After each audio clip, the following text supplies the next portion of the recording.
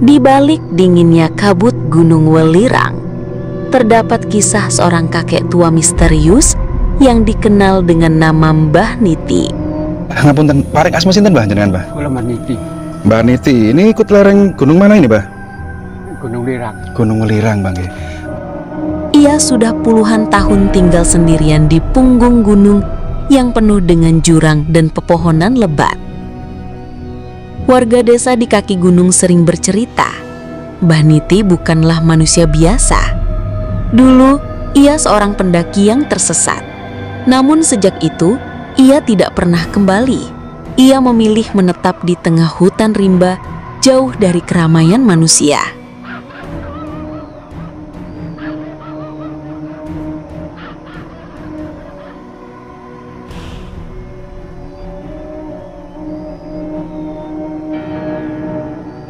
Yang membuat kisah ini semakin menyeramkan adalah Mbah Niti telah menikah dengan seorang dedemit wanita penunggu Gunung Welirang. Kan saya sudah punya. Tadi katanya nggak punya istri, kok sudah punya? Iya, punya istri saya kan demit itu. Jadi Mbah Niti ini punya istri demit? Iya. Sosok itu berwujud perempuan cantik saat bulan purnama, namun menjelma menjadi makhluk menyeramkan dengan wajah penuh api dan bau belerang saat malam tanpa cahaya. Penduduk desa sering mendengar suara tawa wanita dari atas gunung, padahal tidak ada seorang pun yang tinggal di sana selain Mbah Niti. Bahkan beberapa penambang belerang pernah melihat bayangan sosok wanita berambut panjang menemaninya di tepi jurang. Sejak menikah dengan dedemit itu, Mbah Niti tak pernah mau turun lagi ke desa. Ia menolak makanan, menolak tamu, dan lebih memilih hidup bersama makhluk gaib yang disebut sebagai istrinya. Oh, saya ini senang hidup ada di hutan. Kalau hidup ada di kampung, saya tidak senang. Jadi intinya Mbah Niti ini tidak punya keinginan lagi untuk kembali ke desa. Ingin sampai tua, menghabiskan masa tua ini bersama istri tercinta ini di tengah hutan ini sampai kapanpun gitu. Warga percaya Mbah Niti kini bukan sepenuhnya manusia. Tubuhnya kurus rentah namun matanya berkilat merah saat malam tiba. Konon, ia menjadi penjaga gaib Gunung Welirang, dan siapapun yang mengganggu kehidupannya akan mendapat petaka.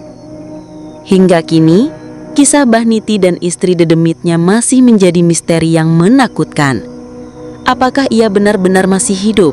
Ataukah ia sudah menjadi bagian dari makhluk halus yang menghuni puncak Welirang? Sampai sekarang, tak ada yang berani mencari tahu lebih jauh, karena setiap orang yang mencoba mendaki untuk menemui Mbah Niti selalu tersesat dan pulang dengan membawa cerita menyeramkan.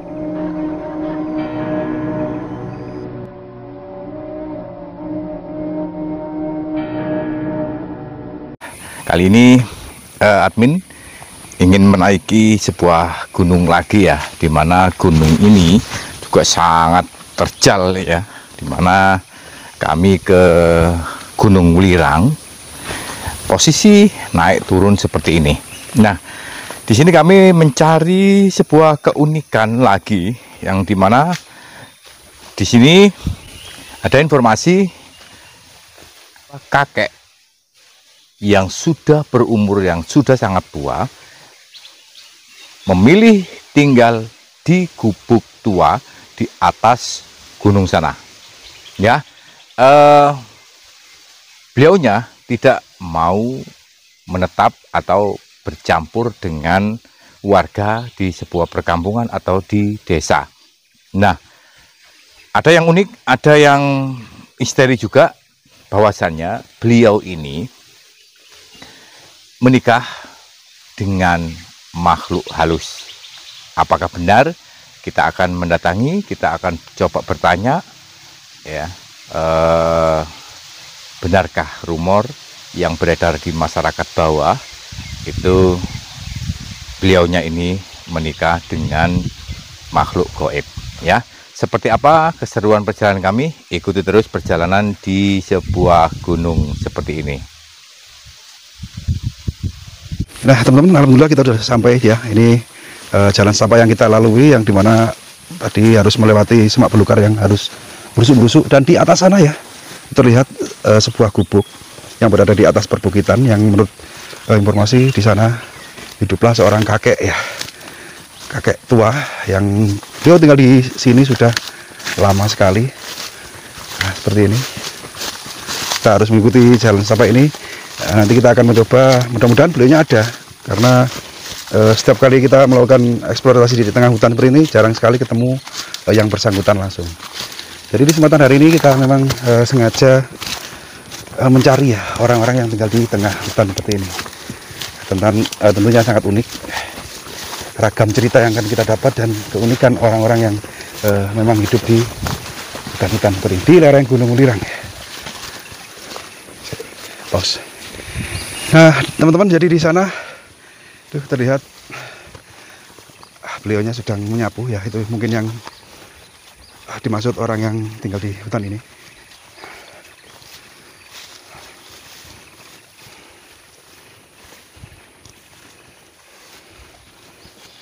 Rahayu.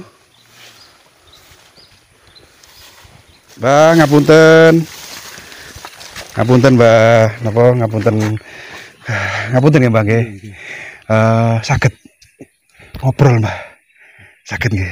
Kula templek mic burun, Bang nggih. Titip mic sanes swarane saged cetha nggih. Ampit nggih. Mbah, niki econe ngobrol ten pundi, Mbah niki? Sing saged, Mbah. Oh, mriko mawon, Mbah. Nggih. Monggo lenggah mriko, Mbah. Kalih istirahat niki ngos-ngosan, Mbah. Dadi mantun berasa tengah alas niki wau madosi panjenengan. Lah mboten ganggu jenengan ta, Mbah? Niki napa, Mbah? Masak? Masak? Oh, masak napa toyo? Oh. Nggih. Mbah, bisa bahasa Indonesia, Mbah? Bisa didik arang-arang ya. Campur-campur nggih. Bahasa Indonesia campur Jawa. Tapi lebih banyak bahasa Indonesia, Mbah. Soalnya biar semua orang bisa menyaksikan dan mengerti apa yang kita sampaikan hari ini, ngaten nggih. Mbah, ngapunten, paring asma sinten, Mbah, jenengan, Mbah? Kula Niti. Mbah Niti, ini ikut lereng gunung mana ini, Mbah? Gunung Welirang. Gunung Welirang, Bang nggih. Mbah Niti ini tinggal di gubuk di atas perbukitan di tengah hutan ini sudah berapa tahun, Mbah? Ya ada 10 tahun lah. 10 tahun ada. Sendirian, Mbah? Iya. Hidup di tengah hutan sendirian. Kalau keluarga, istri masih ada? Sudah tidak ada, sudah meninggal semua. Oh, sudah meninggal. Iya. Mbahnya kalau malam tidurnya di mana, Mbah? Kalau malam ya tidur di sini. Di dalam situ. Ya. Terus kalau masak? Kalau masak ya seadanya. Oh, situ ya, itu ada dapur nggih. Nggih, di situ. Jadi tidurnya campur dapur, ngoten nggih, Mbah. Jadi Mbah Niti ini sudah tidak punya istri, tinggal sendiri. Sendiri. Mbah, makannya sehari-hari jenengan makan apa, Mbah, di Kalau sini? makan ya seadanya. Apa itu, Mbah? Ada daun singkong yang bisa dimakan. Ada gedang pisang ya bisa dimakan. Jadi Mbah Niti di sini juga sambil menanam singkong dan pisang gitu nggih ya. Selain dikonsumsi sendiri, apakah juga dijual, Mbah? Iya, sebagainya dijual. Untuk beli beras. Untuk beli beras. Ini kan jarak antara rumah gubuk jenengan ini dengan kampung kan jauh, Mbah nggih. Jauh. Jenengan kalau menjual hasil panen ini setiap minggu kah atau 1 bulan sekali, Mbah? Kadang-kadang ya 15 hari sekali, kadang-kadang ya 1 minggu. Jadi menyesuaikan ketika panen hari apa, jenengan langsung bawa turun. Iya. Untuk ditukarkan dengan sembako lah intinya nggih. Untuk kehidupan sehari-hari atau untuk makan sehari-hari, ngoten nggih. Terus kalau untuk minum dan mandi, Mbah, di mana, Mbah, jenengan, Mbah? Kalau minum sama mandi ya ada di bawah. Ada air sungai ya? Ada. Tadi kita sepanjang jalan yang kita lalui tidak melihat sungai karena kita melewati jalur orang ke hutan perbukitan. Jadi sungainya itu agak ke bawah, ngoten nggih. Iya. Mbah, Mbah Niti ya, kalau boleh tahu, Mbah, jenengan kenapa lebih memilih tinggal di tengah hutan seperti ini, Mbah? Enak, tenang. Hidup ini tenang.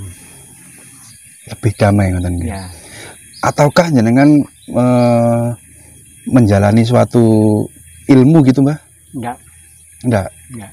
Barangkali menjalani suatu ilmu biar apa gitu, enggak nggih. Enggak. Memang sengaja memilih Saya merawat tempat leluhur. ngoten nggih. Namanya Batu Sujud. Nggih, nggih, Batu Sujud nggih. Yang lokasinya ada di dekat sini nggih. Iya. Dan mungkin setelah ini kita minta tolong jenengan ke sana nggih setelah bincang-bincang ini nggih. Mbah, kalau malam hari di hutan ini kan nggak ada listrik toh, Mbah nggih. Untuk penerangan, Mbah, jenengan pakai apa, Mbah? Pakai diangan itu. Pakai api unggun, Mbah nggih. Iya. Jadi pantesan ini jenengan tidur di dalam gubuk, ranjangnya berdekatan dengan api ya, dapur ya. Jadi tidak perlu penerangan lagi, Mbak. Iya. Karena sudah biasa jenengan nggak merasakan hawa dingin, Mbak. Padahal ini kalau malam, siang hari aja seperti ini dinginnya, apalagi kalau malam, Mbak. Oh, malam tambah dingin. Tambah dingin, Mbak. Tapi jenengan nggak merasakan dingin gitu ya. Enggak. Nah, terus kalau misalnya ngapunten, Mbak, sakit, Mbak. Jenengan berobatnya kemana ini, Mbak? Kalau sakit saya enggak pernah berobat. Ya ada daun yang bisa dibikin tombol lah. Itu saya ambil, langsung saya kenyang. Jadi nggak pernah sakit? Enggak. Sama sekali, Mbak? Iya. Kalaupun misalnya sakit, jenengan cukup mencari ramu-ramuan, ngoten, Iya. dikunyah. Seperti orang zaman kerajaan, Mbak. Ya enggak tahu. Jadi kalau sakit hanya cukup ramu-ramuan, jadi tidak mengenal obat, ngoten nggih. Karena di sini kan jauh dari pemukiman dan rumah sakit. Iya. Jadi cukup dengan ramu-ramuan, ngoten nggih.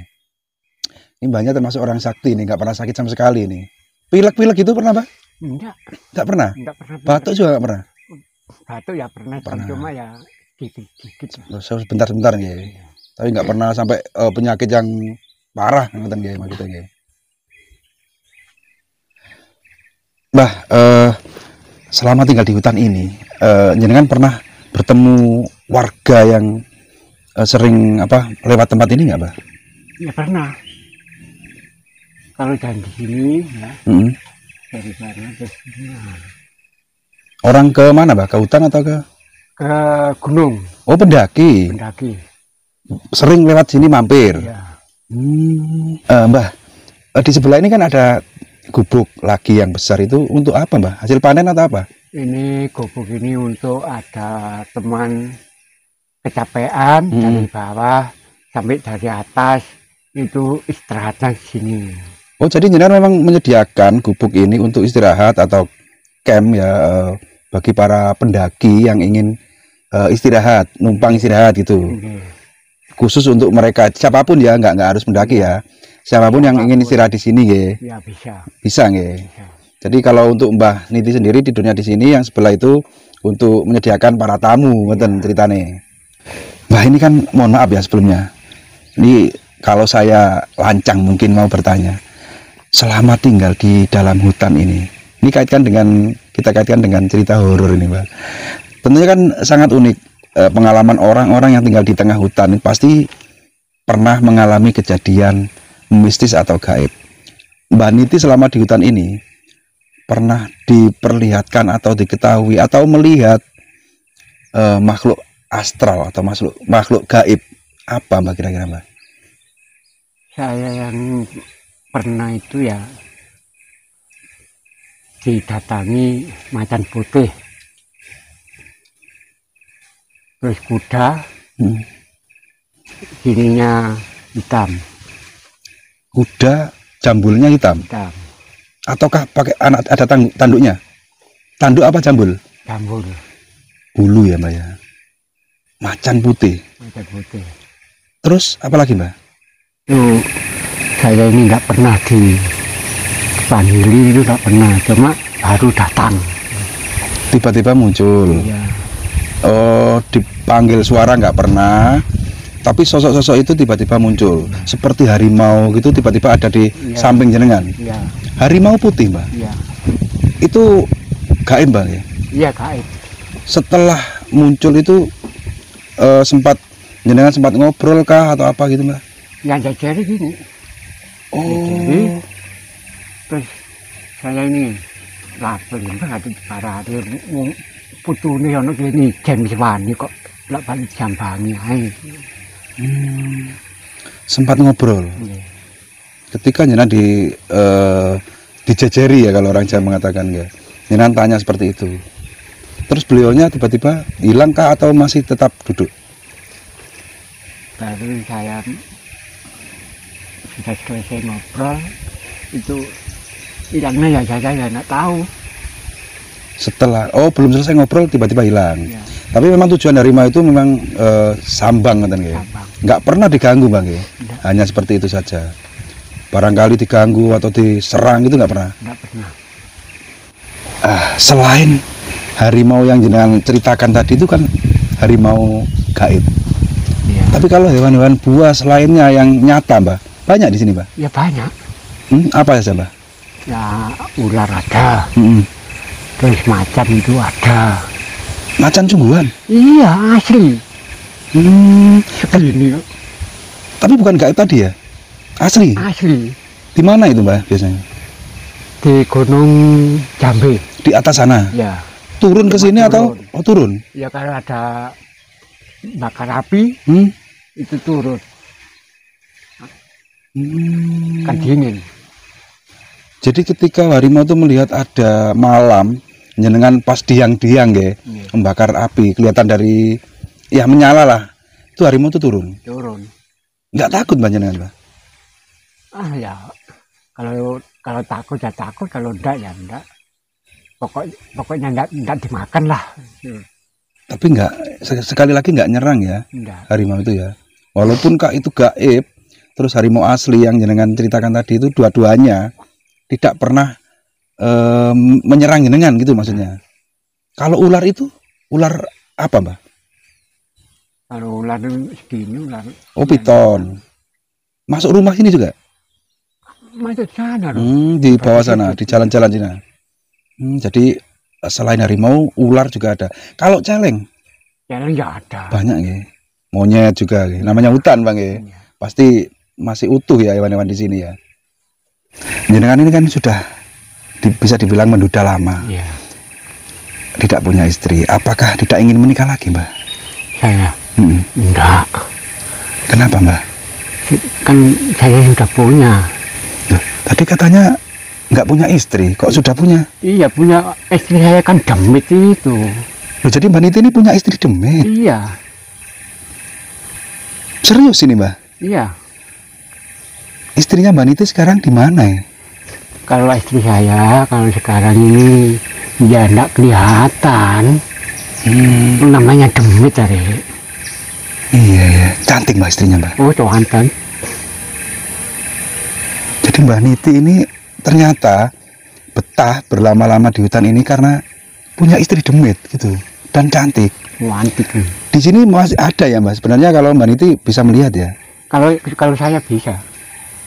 Kalau kami nggak bisa, yang kita lihat hanya dapur sama ranjang di dalam itu. Tapi padahal istrinya di dalam sana, di dalam rumah ini ya, Mbak. Iya. Mbak, demit itu apa sih, Mbak? Sebenarnya, Mbak, demit itu, Mbak? Demit itu ya seperti peri.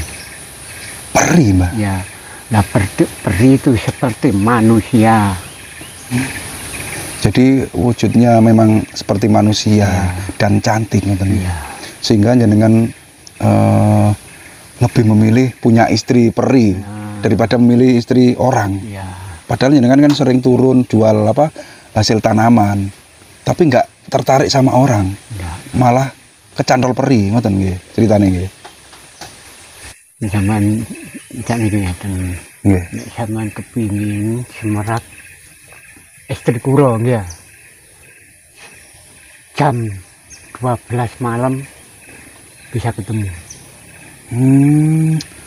Jadi intinya gini, seandainya kita ya penasaran ingin tahu wujud asli kecantikan istrinya Mbak siapa Niti. Ini kita datang jam 12 malam. Ya, Itu istrinya Mbak Niti baru bisa kelihatan oleh kita. ya. Di bawah jam itu nggak bisa. Itu Bang. Atau mungkinkah? Tapi nanti kalau kita pas kesini lagi ada apa-apa enggak? Ya, Aman ya Bang. aman. Kita coba kita agendakan di lain hari, kita coba datang tengah malam, mungkin nginep di sini juga, biar tahu istrinya Mbak Niti secantik apa gitu ya. Kepencut nggak kita kira-kira nanti gitu Bang. Mbah, ini benar-benar membuat kita semakin kesini semakin kepo, semakin penasaran. Nah, seorang manusia yang punya istri demit atau lelembut, ini kan di luar nalar serta sangat tidak masuk di akal Mbah. Sebagai suami istri Mbah, jenengan kalau masak gitu istri yang memasakkan atau gimana Mbah? Ya, yang masakan ya saya sendiri, kadang-kadang ya istri. Jadi yang masak gantian gitu. Gantian. Tapi istri saya itu ngalem, Manja. manja. Kalau masak ya saya masak sendiri. Jadi yang sering masak jenengan. Iya.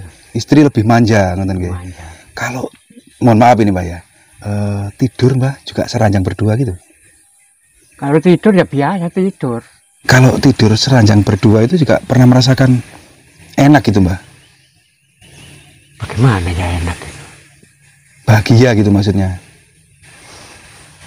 Oh, senang-senang. Iya, senang-senang nggih. Ah ya pernah sih.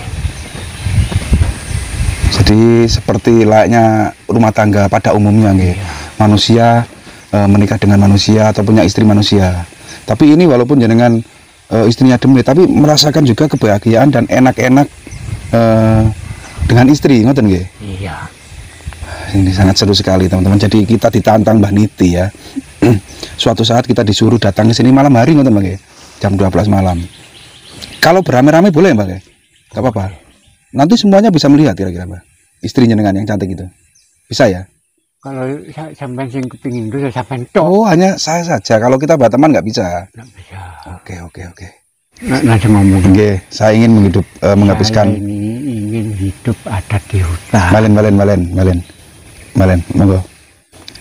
Oh, saya ini senang hidup ada di hutan. Kalau hidup ada di kampung, saya tidak senang. Jadi intinya Mbak Niti ini tidak punya keinginan lagi untuk kembali ke desa. Ingin sampai tua menghabiskan masa tua ini bersama istri tercinta ini di tengah hutan ini sampai kapanpun gitu. Sehidup semati sama istri tercinta. Oke Mbah. Nggih. Saya doakan ya mudah-mudahan panjang umur Mbah nggih. Sehat selalu dan bahagia dengan istri tercintanya ini walaupun kita tidak bisa melihat, dan mungkin nanti suatu saat kita ke sini karena penasaran ingin melihat demit atau peri yang menikah dengan jenengan ini. Mbak Niti matur suwun watune. Terima kasih wedale nggih, matur suwun. Kula nyuwun pamit. Ngapunten saderenge pun mengganggu aktivitas jenengan. Dan nanti ada sedikit pemberian dari saya ya, dari kami. Walaupun tidak sebegitu nilainya tapi semoga bermanfaat. Matur suwun Bang nggih. Oke teman-teman, jadi itu tadi ya perbincangan kita ya dengan seorang kakek tua yang tinggal di lereng Gunung Welirang ini, yang dimana ini benar-benar berada di atas perbukitan, dan alhamdulillah kita sudah berhasil walaupun agak bersusah payah tadi untuk mencari lokasinya, tapi kita sudah sukses ya berbincang dan sowan ke beliaunya. Ternyata ada keunikan yang kita dapat di tayangan kali ini, yaitu seorang kakek yang usianya lupa tadi saya tanya umurnya, mohon maaf karena agak capek juga karena mencari medannya, jadi sampai lupa tanya usianya berapa. Yang jelas Mbak Niti ini lebih memilih tinggal di tengah hutan ini karena sudah tidak punya keluarga lagi, dan beliau ternyata punya istri yang di luar nalar ya.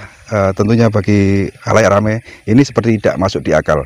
Seorang manusia menikah dengan bangsa lelembut, yaitu yang disebut Mbak Niti bernama demit atau peri ya, yang dianggap itu adalah istri yang sangat cantik, yang beliau akan menghabiskan masa tuanya itu sampai akhir hayat di tengah hutan ini. Jadi untuk tangan kali ini saya akhiri sampai di sini dulu. Mohon maaf apabila ada kesalahan, karena saya sebagai manusia biasa tentunya tidak luput dari salah, khilaf maupun lupa. Tidak lupa saya doakan teman-teman semuanya mudah-mudahan dimudahkan segala urusannya, dilancarkan rezekinya, diberi keberkahan selamatan dunia sampai akhirat. Saya akhiri, billahi taufiq wal hidayah. Assalamualaikum warahmatullahi wabarakatuh.